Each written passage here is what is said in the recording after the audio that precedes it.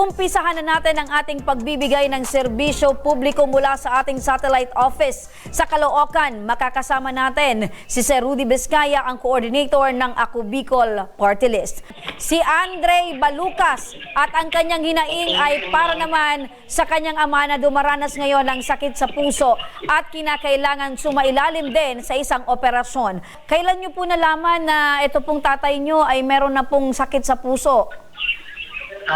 Noong 2013 pa po.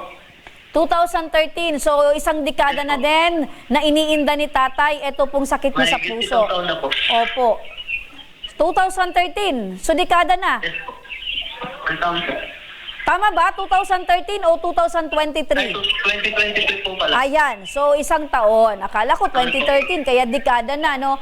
So, ano yung sabi ng doktor? Anong klaseng sakit daw sa puso itong iniinda ng tatay mo? Valvular daw po. Yung part po ng puso niya, sira daw po. Kailangan daw po i-repair.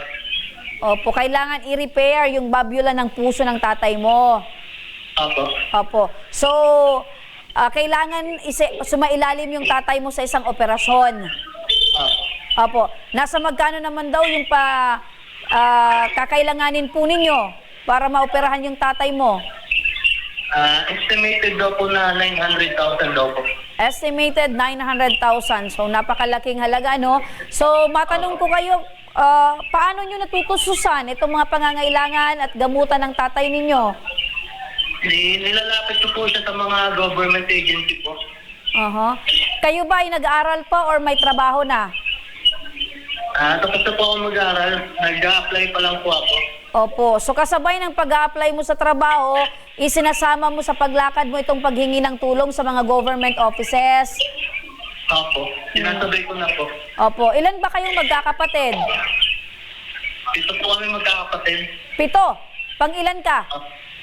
Ang 5 po. Pang-5. So, kumusta naman yung mga kapatid mo? Nakakatulong naman sa Kaya pangangailangan? tawa na po yung mga kapatid ko, di ba? Ano? Kaya tawa na po. May mga kanya-kanyang pamilya na din. So, gaano kahirap itong sitwasyon mo na wala ka pang trabaho, tapos etong tatay mo ay meron pang iniindang sakit? Medyo may po, pero kinakaya naman po. Tama, no? Kahit gaano kahirap, laban lang. Lumapit kayo sa Ako Bicol Party List. Ano yung pinakakailangan nyo para makatulong po kami sa inyo? Nagkikati po, ma'am. Sorry po. Okay, alamin na lang natin kay Karudi. Karudi!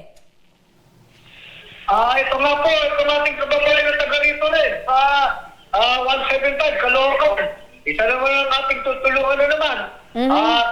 Nagbago mula po sa ating buting congressman para matulungan itong kababayan natin para sa Namutan sa Heart Center. Ito ay sinabot kagad ng ating buting congressman, Congressman Saldico, ang kanyang karayangan. Pagkalubang kagad yan ng 100,000 para sa kanyang operasyon sa Heart Center. Ayun, 100,000 ang ipagkakaloob para kay tatay mula sa Ako Bicol Party List. Yan ba ay matatanggap kaagad ngayon? Madadala mismo ngayon ni Andre para naman sa kanyang tatay? Opo, at pinapagawa ko lang po sa ating tanggapan doon sa Kongreso para may prenta po rito. Ayun. Caloocan. Okay, Andre, napakinggan mo si Karudi. 100,000 pesos worth of guarantee letter ang madadala mo mula sa Ako Bicol Party List para naman sa operasyon ng iyong ama. Maraming salamat po kay Congressman Saldico, kay Congressman Gil Bungalon, at siyempre po kay Sir Rudy Vizcaya. Ayun, so medyo na... At Ako Bicol Party List po. Oo, so naluluha ka, Andre, ngayon. Ano yung nararamdaman mo? Siyempre po masaya. Ano yung gusto mong sabihin sa tatay mo ngayon, Andre?